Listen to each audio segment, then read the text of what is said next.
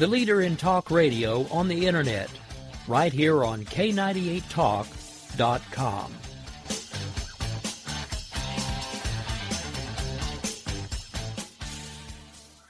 Is debt beating you down? You need discipline. You need the Debt Ninja. If you've been caught in a financial trap and need to be set free, then you need the Debt Ninja. Want to stop those harassing collection calls? Start saving thousands in interest and fees and get out of debt fast? Then you need to call the Debt Ninja. The Debt Ninja will find the best companies across the country that will help you consolidate all your bills into one easy payment, reduce your payments by 30 to 50%, and get you out of debt fast. If you have unsecured debt of $10,000 or more, such as credit cards, loans, or medical bills, call the Debt Ninja for a free 15-minute consultation. Call 800-826-1246. 800-826-1246. That's 800-826-1246. Call today. The Debt Ninja.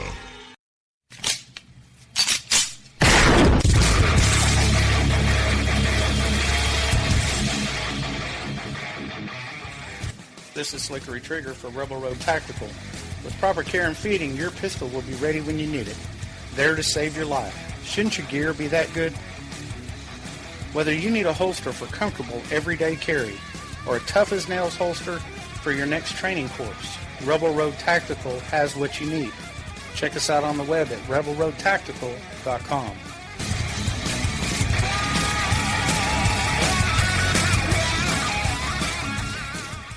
Tired of paying outrageous prices for Viagra? Well, we have great news for you. Now you can finally get Viagra at huge discounts. Healthy Man allows you to save up to $500 on Viagra. Why pay U.S. pharmacy prices of $15 per pill or more when you can get Viagra for less than $3 a pill? Call today and get 40 Viagra pills for only $99. This can cost as much as $600 at your local pharmacy. You can't afford not to call us. If you want Viagra at the lowest prices, never pay $15 a pill pharmacy prices again. Get Viagra for less than $3 a pill. Call 1-800-516-7602 today and save up to $500 and get 40 pills for just $99. Healthy Man is fast, easy, and affordable. Operators are waiting at 1-800-516-7602 to take your call right now. Call 1-800-516-7602. That's 1-800-516-7602. Again, 1-800-516-7602.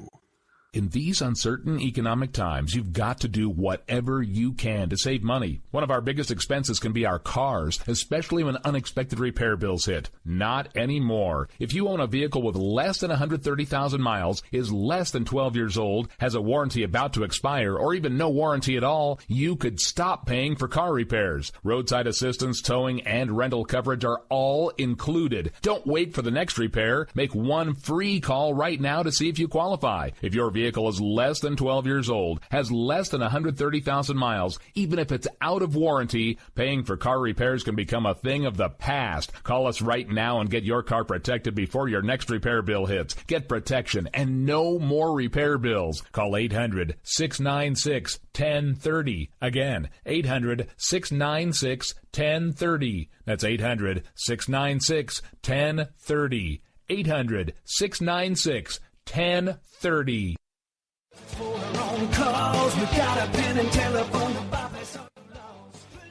All right, folks, this is Rick Robinson with you. I want to tell you about some friends of mine from a company called Security Enforcement Specialists. When I ran my security agency for 12 years, I worked with one of these partners on a daily basis. He's been involved in this agency now, and with his other partner, they do have over 30 years of experience in the private security industry. If you own a business and you need someone to keep you or your customers or residents safe, then I highly recommend contacting Security Enforcement Specialists today. Give them a call at 405-703-1796. Again, that's 405-703-1796. Again, tell them Rick from K98 Talk sent you. Like I said, if you need the help, they are here for you. So make sure that you go look them up, check them out, and see what they can do. Wrong way. Welcome to the place. Individuals and businesses with tax problems, listen carefully. Do you feel like you're losing control over your finances? If you owe over $10,000 in back taxes or have unfiled tax returns, we can help you take back control. The IRS is the largest and most aggressive collection agency in the world, and they can seize your bank account, garnish your paycheck, close your business, and file criminal charges. Take control of your tax problems now by calling the experts at Tax Mediation Services and take advantage of the Fresh Start program and new laws that may allow us to negotiate a settlement for the lowest amount possible. Our team of tax attorneys and enrolled agents can stop collections and get you protected so you can take control of your financial future. Tax Mediation Services is accredited by the Better Business Bureau. Call now for a free case review and a price protection guaranteed quote. Call Tax Mediation Services now at 800-610-9050. That's 800-610-9050. 800-610-9050. The Internet will never be the same. You're listening to K98Talk.com. Wow! Good God, y'all! What is it good for? Absolutely! Let's get started.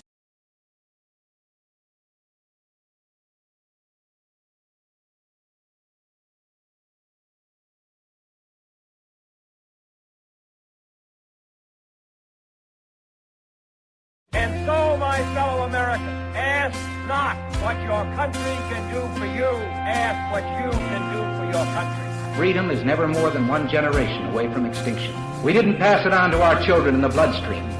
The only way they can inherit the freedom we have known is if we fight for it, protect it, defend it, and then hand it to them with the well-taught lessons of how they in their lifetime must do the same. I'm not ready to end the fight. I'm not ready to back down. 'Cause I've been through hell and I don't have time to go round and round and round. It's too late to turn back now. You know I wouldn't if I could. 'Cause I'm proud as hell. I can't bring myself to do what it is you think I should. Hey folks, guess what? It's Tuesday, and it's just a few minutes past the hour right here. So you know what that means right here on K98 Talk. It's time for the Jen and Rick Show. Hope everybody's had a great Tuesday. Good news is it's no longer Monday. Bad news is we're still light years away from Friday, but we'll get there eventually. I don't know. I'm excited about this Friday because I get a 3-day weekend, and it's one of the only ones I'll get for like several more months now. So I'm like, woohoo, holiday. Anyway, so I have Jen with me this evening, and we have a lot to talk about today. But first, I want to let folks know about some news that maybe you don't know about yet. We have 2 new affiliates coming online that will be carrying both America Off the Rails, the Jen and Rick Show, and several other shows that we've put together. One of them does not have an official launch date yet, but it is KLRN Radio. They're hoping to have that one live sometime around July 4th. Also, we have Red Nation Rising Radio launching on Monday, July 4th. And this show and the Jen and Rick Show and America Off the Rails and a lot of the other ones that the Spark Radio Network will be put together will be over there as well. This show will officially be on the Red Nation Rising Radio Justice channel at 4 p.m. Eastern daily. So you'll get America Off the Rails on Monday, Wednesday, and Friday, and Jen and Rick on Tuesdays and Thursdays. And now you got to put up with us twice. Oh, yeah. Oh, sorry. Woohoo! Actually, all syndication told you're putting up with us about 5-6 times a day once these 2 launch. Don't blame me. I'm just putting the content out there. They're taking it, so yeah. All right, so how are you? I'm doing pretty good. Hanging in there. So it's been an eventful few days in the news. Anything interesting or entertaining that you've seen that you wanted to kind of touch on before we hit on the 3 main topics that I put out today? Okay. Well, how about the insane way in which the society is going overboard with this whole cultural appropriation thing? Did you see what happened with Justin Timberlake with his tweet, and he got bombed by Twitter and all these other people for a tweet that he made during the BET Awards? Basically, you know, this actor gets an award, he gets up there and by the way, his mother is white. And he gets up there and just completely bashes white people and does this whole thing about, everybody's stealing from us. Our kids are being killed in the streets, all of this thing. Like, we have to do better. We have to, we owe ourselves, our kids, our community better. But it was also very antagonistic towards basically any other race besides the African-American race. And Justin Timberlake's trying to be supportive. All he tweets is, the handle, and then says #inspired. And he got torn to pieces. Then today, Vanessa Hudgens, who's a little actress that people may know from High School Musical, she was wearing a headband that had a dream catcher in it. And so she started getting torn apart for appropriating Native American culture. I mean, we have gone so far that pretty soon, like, you're not going to be allowed to be a white guy eating a taco without people calling you appropriating culture, a racist, whatever else, white privilege. It's just really getting out of control. Actually, I hadn't heard about a lot of that. I mean, I've heard a little bit about the Justin Timberlake thing, but I didn't hear about the whole actress getting torn apart for wearing a headband with a dream catcher. I mean, what happened to just being able to wear something because you liked it?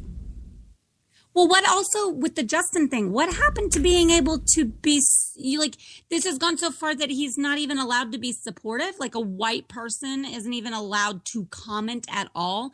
That in and of itself is white privilege. I mean, this is absurd. And then, of course, they went into the whole, he's made his living off of stealing their culture and, imitating Black people. So one of my responses was like, okay, so are you also mad at Jay-Z, Dr. Dre, T.I., 50 Cent, Timbaland, who has produced most of his stuff, Pharrell, who he has written and produced with on so many occasions, Rihanna, all of these Black artists who work with him regularly. You mad at them too? Probably not. Well, I mean, logically, you'd think they would be, because wouldn't they then be selling out if they're working with the white guy? Well, that was one thing that I got. But, here's the shocker. And my family's in the entertainment industry. I'm married to a musician. My brother's a musician. My sister and brother-in-law are on Broadway. It's really head-scratching for non-musicians and non-artists to understand that, hey, guess what they don't look at? Skin color. Guess what they do look at? Creativity, talent, and ability to work with each other. I mean, musicians love to collaborate, particularly, like I said, with other creative talents. So when they see one, it really doesn't matter how short, tall, fat, what color your skin is, anything like that. It's about the music. But for very, let's say, simple minds, that's just too hard of a concept to grasp. It's interesting that you bring that up, because there are a lot of different types of entertainment-based professions where the same thing can be said, where basically it's not about the color of the skin of the person that's exhibiting their talent, but more the talent and the love of working together with one another. You see that in pretty much any type of entertainment style industry. It doesn't matter if you're white, black, red, yellow, purple with pink polka dots. If you work well with each other and you promote well with one another, then that's basically what they're looking for. And it just amazes me that we've gotten so far away from that everywhere. And it's evident in just even these two stories that you've just talked about. And it's pretty sad, if you ask me, that, not only can someone not support someone else because they have a different skin color, but again, you can't even wear something that you like that's considered a fashion accessory because, oh my God, you're a white person and you really shouldn't be wearing that because that's appropriating Native American culture. First of all, I'm the whitest guy you're ever going to see. You can see my picture on Twitter. But guess what? I'm Native American. I have Native American ancestry on both sides of my family, so just because I look like a white guy, don't mean I actually am one. Just saying. Oh, no. As I was so profoundly told last night, that just means that your ancestors paid to have someone write on the census that you were Native American so that they could get Native American lands. And that's why all of these white people say they're Native American. Oh, no. See, I can beat that argument, though, because I actually have Native American ancestors who were too proud to put themselves on the rolls, because when they forced you to put yourselves on the rolls, it was considered a sellout to do that. So I can't even get any of the benefits, but I know for a fact that I'm Native American, so they can all kiss my you-know-what. Well, and the other thing that's just so absurd about it is that, of course, like that did happen some. But it was such a small percentage that were able to actually successfully do that in no way accounts for all of the quote unquote white people that have Native American heritage. And I have Native American heritage too. And most of my family is from Oklahoma. We are very blessed. In fact, in 2 weeks, I am going to Oklahoma to go to my Indians homecoming powwow. So, people can just get the hell right out of here with that. I don't have an opinion on it or anything. No, not at all. You have opinions? When did that happen? I know, it's crazy. I know, we are all shocked. All right, so I culturally thinking we've all gone crazy, and the some of the news stories that we're going to talk about today really don't make that any less apparent. Since we started out with a more of an Americanized topic, I think we'll kind of keep it that way for at least a little bit. SCOTUS has made 2 rulings this week so far, one of which I was actually kind of giving them a little bit of a cheerlead for, because they decided that President Obama shouldn't have the ability to legislate with a pen and a phone, and that his amnesty by pen and phone was actually struck down, not by their vote, but just because of the fact that they couldn't actually reach a consensus.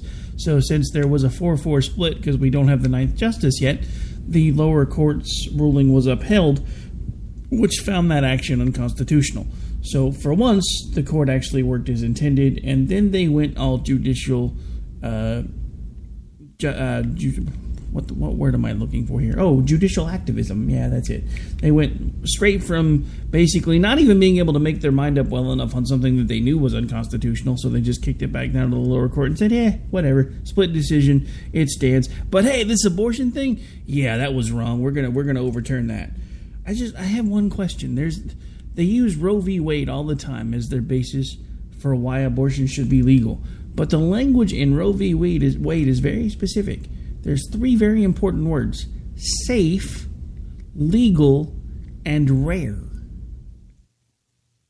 And yet, with the Supreme Court's decision, they've made it less safe and even less rare. So, doesn't make sense. Here's what is so frustrating to me about this, is that they want to pretend as if the procedure, the abortion procedure, is not in any way invasive, is not surgical, is not basically like it's the same thing as going to, I don't know, like get a ball of wax pulled out of your ear or something. And it's not. It's absurd. And I know, like, maybe as a man you haven't been there and witnessed this, but I have been present with several friends, and because I am compassionate and I do have a heart and I love them dearly, and it was a difficult choice for them to make. And though it wasn't the choice I would have made, I was there for them throughout it. And it is in no way a small thing. It is not, they couldn't drive home. You have to have someone to drive you home. You are knocked up on pain meds, basically. And it's a pretty traumatic experience, even taking just on your body, even taking out the emotional factor of what it is.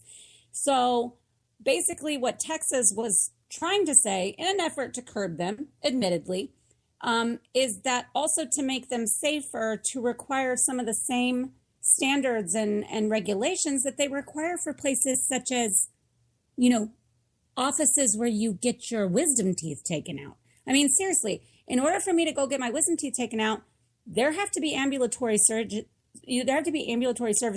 and there has to be a doctor with hospital admitting privileges.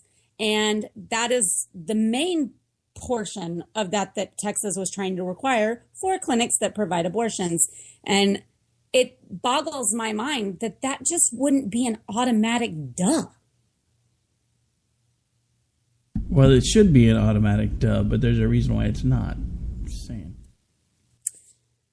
It is just so infuriating to me. And like I said, especially after the personal experience of with two different people years apart being there for this, it really is hard for me to wrap my brain around what the heck anyone is thinking, and about not having this be safer for these women. And also, just it's maddening on the front that most people don't really understand what it is and how it works before they really go into it, because we've just downplayed it so much. The society, liberals, the mainstream media has just made it seem like just some no big deal thing, like, going to get a mole removed. And it's heartbreaking, actually. The whole thing just makes absolutely no sense to me, because, it's one thing before we had the technology that we have today for somebody that was writing some sort of a medical textbook or even some sort of a news story about abortion when it first started becoming more prevalent of, well, there's nothing to worry about because at this many weeks it's still basically just a clump of cells and there's really not too much to it, etc., etc. But having seen the ultrasound technology that we have now and seeing how quickly it actually does start to resemble a human being and how quickly the child in the womb starts becoming more active and kicking and punching and turning around and smiling even, to think that even I could be wrong, but I'm thinking 13 weeks is still around the time frame where they will typically still allow you to have an abortion, if I'm not mistaken. Isn't the cutoff somewhere around 20 weeks, I think? And that's been a push in a lot of places to have a 20-week abortion ban. And the first time I got to see my son was just under 12 weeks. And he was extremely active and very much resembled a baby. So it's so infuriating for them to deny that. And this comes from supposedly the party of science. And science is settled, everything's settled, except for admitting that a baby is a fetus is a baby, because that's an inconvenient fact that would make them have to actually face the horrific killings that they support. Well, that was part of what shocked me is, in between the Daily Show's tweet yesterday and then all of the trolls out on Twitter today, they're like, oh my God, you're trying to subvert a woman's right to choose. And then I actually have a coworker who just announced a few weeks ago that she was pregnant. Well, she put out a mass email to everybody in the building today to let them see pictures and copies of an ultrasound video that they did. And this child's 13 weeks in the womb. And you can see a smile on his face. He's punching, he's kicking, he's moving. And it just amazes me that with the technology that we have today, people are still insisting that up until basically the day it pops out, that a child is nothing but a clump of cells until the day that it starts breathing air. And the fact that they have to absolutely deny that, and they're going to deny it for as long as they possibly can. And they might even fight technology that would make it even more clear. I would not doubt it, because they have to in order to be able to maintain their narrative and claim that it is in any way moral, because they know the truth. Do not get me wrong. Maybe some of these random people out in the world and ignorant college kids don't really understand it because they've just been so normalized to this. But the people that are leading this charge absolutely understand it. We saw that with those Planned Parenthood videos. They understand exactly what they do, and they must mislead and they must subvert. Otherwise, it cannot be supported in any sort of fashion by anyone with a moral compass. No, and like I said, I think the biggest disappointment I have are all the medical folks that, and I'm not going to mention this person by name. They already have a pretty big Twitter following. I know what you're talking about. But the whole thing of, they put out a tweet today that says, I don't deserve to be murdered because I'm an abortion doctor, blah, blah, blah, et cetera, et cetera. And then it just turns into this whole thing of everybody's, trying to ask her these questions, and she just keeps blocking everybody, and then she attacks some people for asking the questions. And the only thing that I ever asked, and I never really got a response, is, aren't the unborn children technically supposed to be your patients too? And what happened to first do no harm? I don't understand how people that have spent their whole lives studying medicine and taken these oaths to put human life first above all else can look at a child in a womb and say, oh, it's an inconvenience for you? Okay, fine. Look, I get that abortion is never... The genie's out of the bottle. We're never going to get rid of abortion now that it's here. It's never going to happen. Even before it was illegal, people were finding ways to get it done. All I am asking is that as someone who values human life, and I don't... From the moment they're born till the moment they die, I don't care even before. You know, unless they've done something completely abhorrent and done something to hurt lots of people or have done things repeatedly to hurt people, then we need to take into account whether them being around is more of a harm for society. But we can debate that on another show. My point here is to have the people that are supposed to be the nurturers and the caregivers basically be able to look at another human life and say, oh, it's an inconvenience for you, then fine, we'll take care of it. But again, I understand that there are going to be instances where abortion probably is going to happen. And I mean, I'm not someone who's callous enough to say, look, if you were raped and you can't even think about that child without thinking about the person that may have done that to you, then maybe that's the right choice for you. I can't be the one to make that judgment call for you. I can tell you that if the shoe was on the other foot and it was a situation I was in, it would weigh heavily on me, but I don't know what my ultimate choice would be, and it's not something that I have to worry about. So I'm not saying that we can't ever have an abortion. What I'm saying is, can we please get back to the actual intent of the law, which was just to make sure that we didn't have women in dark alleys using rusty coat hangers to abort babies because they felt like they didn't have any other option. But it's not supposed to be intended as birth control. And everybody that you talk to about it today that is pro-choice, for the most part, is the first one to tell you, well, I should be able to do whatever I want, whenever I want, without any consequences. That's not how life works. No, it's not. The idea that you can, and I had someone say, well, it's not pregnancy isn't 100% preventable. Wrong. Yes, it is. It's called not having sex. But I understand people want to, and I get that. But don't go and lie to me about something. They're absolutely, you made a choice, and consequences and risks come with every choice you make in life. You can't pretend like that's not the case. So why do we get to, I guess, sugarcoat and smooth over this one and just pretend like the unintended consequence is no big deal? It's just not it's not normal to think about it as like a punishment or a problem. But we have made that kind of the normal thing to think of pregnancy as, really, as we've encouraged more casual sex and have enabled it among younger people. That has kind of become the theme of the day. Like, no big deal. If you are on birth control, like, that sucks. So then you can do the morning after pill. If you don't do the morning after pill, then, oh, well, you can still get an abortion. And in the places where minors can get one without the consent of a parent, but yet they can't use a locker room knowing full well that it's safe for them, free of someone of the opposite sex. I mean, it's ridiculous. We've just gotten to such a place where we have tried to make it so normal, really. And they try to push this 3 out of 5 women, have abortions, all that kind of stuff. And I live in Austin, Texas, and most of my friends are very, very liberal. And that is so far from the truth. In fact, quite a few of them have chosen life, and they consider themselves pro-choice. So I just don't buy it. And they're, quite frankly, full of it. And they have to be in order to separate themselves from what they're condoning.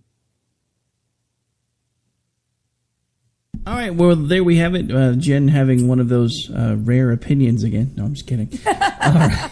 So at this point, we have got to take a break, folks. We've got to pay some bills. When we come back, we've still got lots more on tap. We've got the Brexit backlash. And then, of course, we've already discussed the Supreme Court decisions.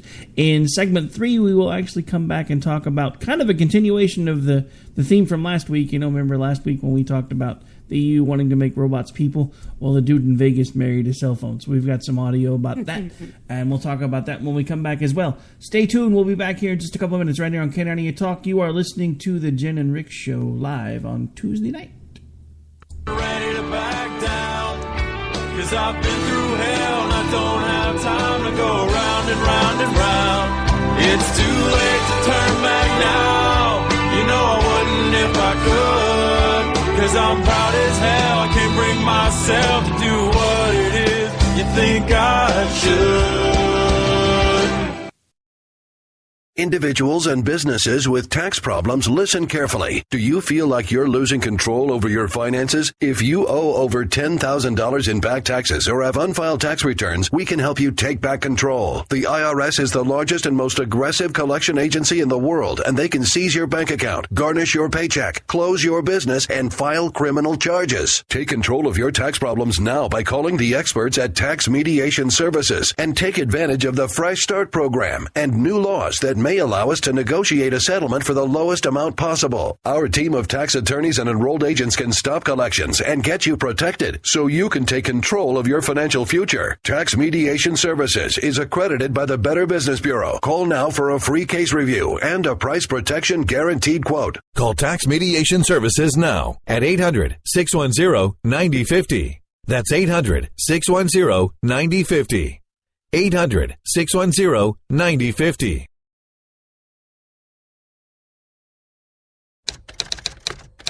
All writers are prone to becoming so attached to our characters and stories that we struggle to see why a passage may not be working. It takes another set of eyes to help us nurture our writing to full maturity. At Black Wolf Editorial Services, we strive to enable writers to develop and grow, shaping stories into masterpieces that can stand the test of time.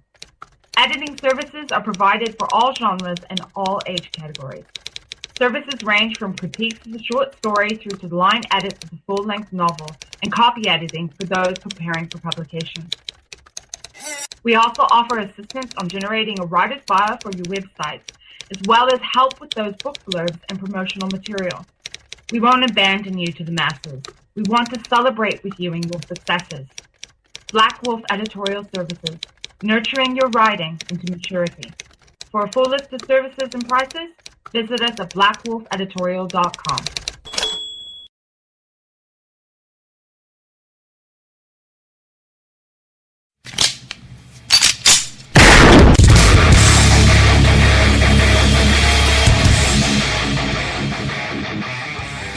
This is Slickery Trigger for Rebel Road Tactical. With proper care and feeding, your pistol will be ready when you need it. There to save your life. Shouldn't your gear be that good? Whether you need a holster for comfortable everyday carry or a tough-as-nails holster for your next training course, Rebel Road Tactical has what you need. Check us out on the web at rebelroadtactical.com.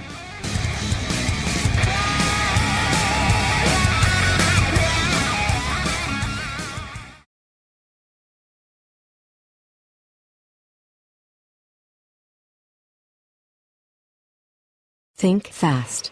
In the short time it takes to listen to this message, a small flame can turn into a big fire.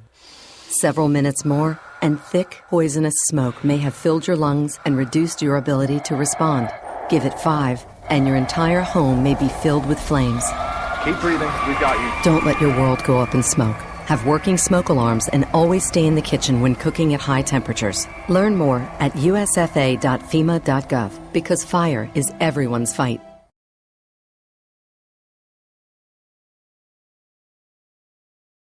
Cause I've been through hell and I don't have time to go round and round and round. It's too late to turn back now. You know I wouldn't if I... All right, folks. Well, we are back. We are live. This is the Jen and Rick Show, and as promised, we're going to continue on with the next topic in segment 2. We were going to be focusing more on the Brexit situation. Now, I do have a couple of different audio clips about that. I will let it be co-host choice. Do you want to hear the Prime Minister first, or do you want to hear the guy that went on the rampage first? Let's listen to the Prime Minister first, so that Farage kind of seems like a rebuttal. That'll work. All right, so we've got some audio. Basically, this is Cameron's reaction shortly after the Brexit vote. I think it was actually the day of when all the results were kind of finalized. It's why we delivered a fair, legal, and decisive referendum in Scotland. And it's why I made the pledge to renegotiate Britain's position in the European Union and to hold a referendum on our membership, and have carried those things out. I fought this campaign in the only way I know how, which is to say directly and passionately what I think and feel, head, heart, and soul. I held nothing back. I was absolutely clear about my belief that Britain is stronger, safer, and better off inside the European Union. And I made clear the referendum was about this and this alone, not the future of any single politician, including myself. But the British people have made a very clear decision to take a different path. And as such, I think the country requires fresh leadership to take it in this direction. I will do everything I can as Prime Minister to steady the ship over the coming weeks and months. But I do not think it would be right for me to try to be the captain that steers our country to its next destination. This is not a decision I've taken lightly, but I do believe it's in the national interest to have a period of stability and then the new leadership required. There is no need for a precise timetable today, but in my view we should aim to have a new Prime Minister in place by the start of the Conservative Party conference in October. Delivering stability will be important, and I will continue in post as Prime Minister with my Cabinet for the next 3 months. The Cabinet will meet on Monday. The Governor of the Bank of England is making a statement about the steps that the Bank and the Treasury are taking to reassure financial markets. We will also continue taking forward the important legislation that we set before Parliament in the Queen's speech. And I've spoken to Her Majesty the Queen this morning to advise her of the steps that I'm taking. A negotiation with the European Union will need to begin under a new Prime Minister. And I think it's right that this new Prime Minister takes the decision about when to trigger Article 50 and start the formal and legal process of leaving the EU. I will attend the European Council next week to explain the decision the British people have taken and my own decision. The British people have made a choice. That not only needs to be respected, but those on the losing side of the argument, myself included, should help to make it work. Britain is a special country. We have so many great advantages. A parliamentary democracy where we resolve great issues about our future through peaceful debate. A great trading nation with our science and arts, our engineering and our creativity respected the world over. And while we are not perfect, I do believe we can be a model of a multiracial, multi-faith democracy where people can come and make a contribution and rise to the very highest that their talent allows. Although leaving Europe was not the path I recommended, I am the first to praise our incredible strengths. I've said before that Britain can survive outside the European Union, and indeed that we could find a way. Now the decision has been made to leave, we need to find the best way. And I will do everything I can to help. I love this country, and I feel honoured to have served it. And I will do everything I can in future to help this great country succeed. Thank you very much.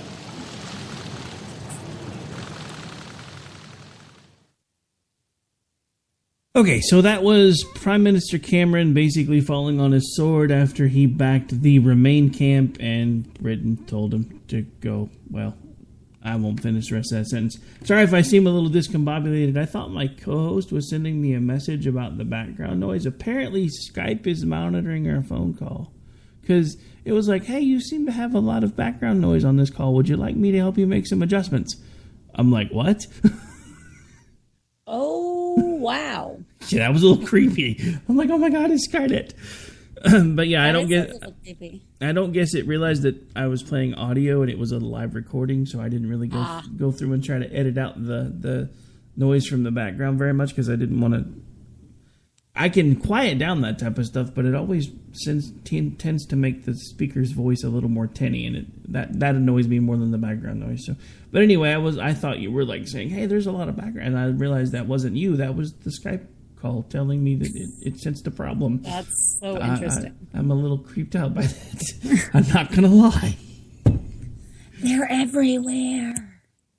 So yeah, that was a little weird. But yeah, so I mean, not surprising because it was one of the first things everybody started talking about when Brexit won the day is, can Cameron survive? Apparently, he decided to not even bother to try because he's like, hey, I backed this camp, you guys went the other way, so I really don't think I'm the guy that should be ushering in those changes, but I'll keep things straight for you until we figure out who is going to be the one to make those changes. I have to say, I gotta kind of respect him for that, because he was like, hey, I backed the wrong side, so I'm just going to go away quietly now and let you guys figure out the rest of it on your own. Right. Also, this is not really unusual for something like this in a form of government like, the parliamentary system. They can pretty much vote no confidence and get people out pretty much overnight. So it's kind of wacky in a way compared to what we're used to dealing with and the way in which we hold elections and all of that. But typically, if something like this goes down, then yes, instead of being booted, they usually try to have the, they try to go ahead and bow out quietly and not make a big thing of it, so as they don't get kicked out. Obviously, there are reasons why sometimes that happens too, but yeah, it's kind of foreign to us, but it really is something that is not all that out of the norm or unusual when something like this happens. But our media is kind of acting like, oh my gosh, like Cameron's out, and yeah, that's kind of what happens when things turn over. And you could say that this referendum was absolutely a changing of the guard. Well, I mean, it was just funny to watch here because all of the pundits here thought Remain was a done deal. They had been talking about it for days. There was no way that Brexit was going to happen, and then you could just see them. They had watched an entire nation turn their back on socialist utopia, which is what everybody over here thinks the EU is. And they were like, I cannot believe they walked away from this. I don't understand what they're thinking. Do they not realize what this is going to do to their economy? Do they not realize what this is going to do to the rest of Europe? And then not 3 days later, if you turn on the news again, all of a sudden, Brexit is all due to Trump. How did they even make the cognitive leap to get there? Because they really are trying to focus, and we saw this immediately when it started showing that the numbers were different than what they thought. They immediately tried to make this, xenophobic, a racial thing, and also nationalism, run amok. Blame it on the uneducated fools, those silly peasants that know nothing compared to the urban centers of intelligence, apparently. So they really tried to start with that rhetoric right away, and so that they could compare it to Trump. And then they end up crediting Trump, which was just bizarre because a couple weeks ago he didn't even know what Brexit was. But okay. Yeah, not only did he not know what Brexit was, he was complimenting the Scottish for making the decision to save their country when they voted to stay. And may very well leave the UK over it. I mean, it's so ridiculous. But, this is another way in which they want to be able to point at him for something that they think is very stupid and unthinkable, and then they can credit him with that and then throw it back on him later. I just don't think it's going to go the way that they believe. I don't think Brexit is going to have quite the negative impact that they hope it will, so that they can be proven right. Speaking of people talking about Brexit, we have one other clip that I definitely want to make sure that we get to, and I didn't realize how late into the show we already were, so let's make sure that I'm going to let you say his name because I've never actually heard it spoken. Well, I was told, and I'm not positive, and because of English accents and everything, but I was told that they say Farage. He says Farage like No, Farage, like we say garage, which is different than how they say garage, which they say garage. So a lot of people were thinking it's Farage, but apparently he says Farage. Not quite 100% sure, but okay. So that's who this is, and he was basically the leader of Leave. Yep. So when we have a short clip of his statement, I think this actually happened after Cameron, if I'm chronologically keeping up. But here we go. Morning. The sun has risen on an independent United Kingdom. And just look at it. Even the weather's improved. It's been a hell of a long journey, this. I first got involved in Eurosceptic politics 25 years ago. And the first election I contested, I managed to beat the late, great, screaming Lord Such by 164 votes. So I didn't come last. And now there are 17 million people that voted for Brexit. It's a victory for ordinary people, decent people. It's a victory against the big merchant banks, against the big businesses, and against big politics. And I'm proud of everybody that had the courage, in the face of all the threats, everything they were told, they had the guts to stand up and do the right thing. The election was won, in my view, in the Midlands and the North, and I think it was the old Labour vote that came to us, and we, particularly as a party, campaigned as hard as we could in those areas. There is still a massive disconnect between Westminster, SW1 and real communities. And the one image I will remember throughout the rest of my life was a woman in Bolton grabbing my hands with tears in her eyes, saying, why doesn't David Cameron, why doesn't the government come and see what they've done to my community, what they've done to the prospects for my kids? People here don't understand. They're too wealthy. They don't get what open door mass immigration as a result of EU membership has done to people's wages, to people's availability of getting GP appointments or their kids into local schools. This was the issue ultimately that won this election. So I'm thrilled that we've done this. I believe the other big effect of this election is not what's happened in Britain, but what will happen in the rest of Europe. I mean, in the rest of the EU, Eurosceptic parties never talked about leaving the EU, now they are. An opinion poll in the Netherlands said that a majority there now want to leave. So we may well be close, perhaps, to Nexit. And similarly in Denmark, a majority there are in favour of leaving, so we could be quite close to Dexit. And I'm told the same may apply to Sweden and perhaps Austria and perhaps even Italy too. The EU's failing, the EU's dying. I hope we've knocked the first brick out of the wall. I hope this is the first step towards a Europe of sovereign nation states, trading together, neighbours together, friends together, but without flags, anthems, or useless old unelected presidents. So what happens now? What happens next? Well, 17 million people have said we must leave the European Union. We now need a Brexit government. A government that gets on with the job. A government that begins the renegotiation of our trade relationship. A government that will be mindful that already many of the German car manufacturing unions have said, let's get on and do a deal. Let's go on selling motor cars and wine and cheese with each other. But a government also that at the same time uses the opportunity of Brexit. And the opportunity is we're now freed to start making our own trade deals and associations with the rest of the world. We've left behind, with this result, we've left behind a failing political union. We've given ourselves the chance to rejoin the world in a 21st century global economy. So we need, as I say, a Brexit government.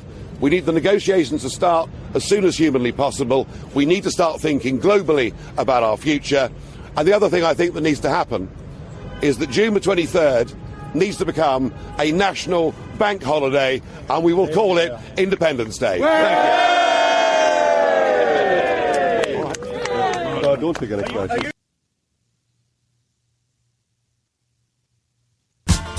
don't need no thought control. No dark sarcasm in the classroom. Sorry, I didn't actually have that thought until I heard him say brick in the wall. I was trying to get it queued up to just that point and ran out of time. So whatever. I tried anyway. It looked like, according to the lyrics, it was close. All right. So anyway, actually, a lot of what he said makes sense. So I can kind of understand why the British people finally decided they had enough. What I think is funny about the whole leaving the EU thing, the British people finally faced something similar to what our ancestors were facing, with a far-off government trying to tell them what they should do with little to no representation and lots of taxation, and even they finally told them to go away. So right, in all of the comparisons of this is what this is what Trump supporters and the GOP is doing. It's the same thing. It's really not. Namely, because we're talking about. With us, we're states in a representative republic, that, we do have a central government, the federal government.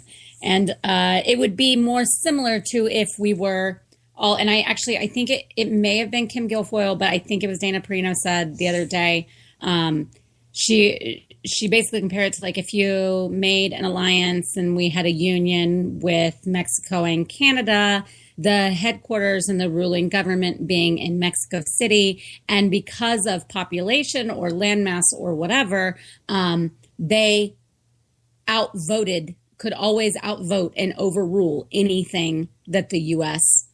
wanted. They always had a majority. That's what this would be more like. Not quite the same as a federal government and its states, but he is. If I was Trump's team, and if anybody, you can also look up where he was talking in Brussels, and I think it was this morning, to the EU, and he took them to task. He took his peers to task, said, I know none of you have ever had proper jobs before. Basically just called them a bunch of, politicians that have been living off the government payroll for a long time, and we're out of touch with the real world. But he does it in a way that, and it's not just his accent, he does it in a way that's tactful, it's eloquent, and it's very, very effective. And if I was Trump's team, I would be calling his people, finding out what PR firm he uses, if he has a speechwriter that helps him with what he's going to say, all those kinds of things. Of course, it wouldn't really matter because Trump doesn't listen to anybody. But if I was his people, I'd be getting in touch with Farage's people immediately. Yeah, but we know that's not going to happen because Trump likes to always make sure that he's the smartest person in the room. I was pretending for a second that he was a reasonable human being. Well, stop pretending. We already know better. All right, so we are almost out of time, but we got just enough time to sneak in the third segment. So kind of a continuation of the whole technology thing gone awry. We actually, and I have to do a bit of a retraction. In the original tweet I put out this morning, I said a man legally marries his cell phone in Vegas. I apparently misread part of the article, and I eventually did pull the audio. And it actually was not legally binding, but it was a commitment ceremony, and we actually have the audio right now. With that said, by the power given to me here in the state of Nevada, it is now my honor and my privilege to pronounce you husband and smartphone. If there's anywhere in the world you can marry your smartphone, it's Las Vegas. At first it was like, what? And then it was like, all right, let's do it. It all went down at the Little Vegas Chapel, run by owner Michael Kelly. We don't really have many people that marry inanimate objects. Making Aaron Shervanak one of a kind. He drove all the way from Los Angeles to marry the love of his life. With this ring, I thee wed. I promise to love you. I promise to love you and cherish you. All the days of my life. All the days of my life. They say the course of true love never did run smooth, but with the latest phone technology, a perfect connection isn't out of reach. The big question, is this true love? The way people treat their cell phones now, it probably was true love, I'm not going to lie. That's real love right there. That's real love. You can marry objects now? I didn't know that was possible. Anything can happen in Vegas, Michael Kelly tells us Aaron simply wanted to send a message to society. people are so connected to their phones, and they live with them all the time. They're with them 24 hours a day. They go to sleep with their cell phone. They wake up with their cell phone. Sometimes it's the first thing that they check. Sounds like marriage to me. I think he wanted to explore that. Can technology become human? The marriage isn't legally recognized by the state of Nevada, but there is no commitment ceremony the Little Vegas Chapel will deny. I'm Michael Burton, 13 Action News. So for everyone who was afraid we were getting a little too close to that slippery slope, I'm thinking we're about halfway down it. I'm just saying. I wish you guys could see the audio, because I've actually watched the video clip, and the dude literally has the ring mounted on the phone. So when they're doing the with this ring I thee wed, when he slides it on, the phone is actually on the other end of the ring that he now put on his finger. A little creepy. Uh-oh, did I lose Jen? Uh-oh, there we are. Oh, there you are. I lost connection for a second. I was like, where'd she go? It's so funny, though. Can you imagine being that chapel owner or that minister, like having to keep a straight face and... Come on, it's Vegas. They've done worse. I mean, it's just so silly. I mean, I know they married people like drunk Britney Spears, but I don't know. It's just so funny. I wouldn't be surprised I'm making a if statement. What? I mean, okay, I guess so, but not really that effective. Just newsworthy. You wanted to get on TV. I wouldn't be surprised if there wasn't some long lost footage somewhere of Michael Jackson marrying Bubbles in Vegas. I'm just saying. But yeah, I mean, you know, maybe it was a publicity stunt, but the whole thing about that is, do you realize how retarded it makes you look when you're like, I'm going to marry the love of my life because it's my cell phone, because it's with me 24 hours a day, 7 days a week, and it never tells me no. And I'm making a statement about how people are so connected to their phones. Okay, good for you. Whatever. I don't know. After the serious other two stories and everything else that's been going on this week, I just thought that would be an interesting way to end the show, because it just reminds you just It was, and I do feel we sorry for are. the cell phone. He's not very attractive. I was wondering if you were going to go there. I mean, call me a hater. Sorry. All right, so as we are coming to the end of the show, why don't we do what we always do, and I'll give you a moment to let folks know where they can interact with you, should they choose to do so. All right, as normal, I'm mostly on Twitter, so find me at J Homestead and JR Homestead on Facebook, which I'm sometimes on, and then misfitpolitics.weebly.com. All right, and I am completely abnormal, so we'll just do this the way we usually do it. So the easiest way to keep up with me is on Twitter. I'm there most of the time, and it's on my phone, so even if I'm not there, I can usually see you trying to interact with me. It's AOTR_host. You can also shoot me an email. Easiest way to do that's the shortest address I currently have, which is rick@k98talk.org. You can also shoot over to the America Off the Rails Facebook page, which actually at some point will start encompassing both of these shows, and give it a like, and then you can also go over to Facebook and look up Rowdy Ricky Robinson. That's me. Send me a friend's request. I don't spend that much time on that profile, but I promise if you shoot me a message, I do check them a couple times a week. We can talk, we can hang out, we can interact. It'll be fun, I promise. Maybe. Or especially if you're new to the show, I recommend lots and lots of duct tape. Just saying. All right, but on that note, folks, we are out. I will be back with you live tomorrow night, and since I completely forgot about it Monday, we're going to do a special extended edition of Hillary's Day in the Life of Hillary server, because I actually have 2 weeks of material and has been so busy I haven't been able to get to either one of them. And then, of course, Jen hopefully will be back with me Thursday, unless she sends her resignation letter in between then and now, which you never know, is always possible. And then I will be back with you live on Friday right here. And don't forget, starting Monday, we will be on Red Nation Rising Radio, the Justice Channel, at 4 p.m. Eastern. Do hope you guys check that out. Actually, there are a lot of folks. If you are a big fan of conservative digital media talk radio, you're going to find some of the biggest names in talk radio over there, not counting myself. Jen, yes. Me, no. But anyway, on that note, folks, we are out, so just make sure, in case I don't get to talk to you again, have a great, happy, safe 4th of July. Remember, what we're celebrating. And please make sure that if you can't come back before then, the next time you come back, you still have all your fingers and toes. Don't blow anything up. We're out, folks. Have a good night.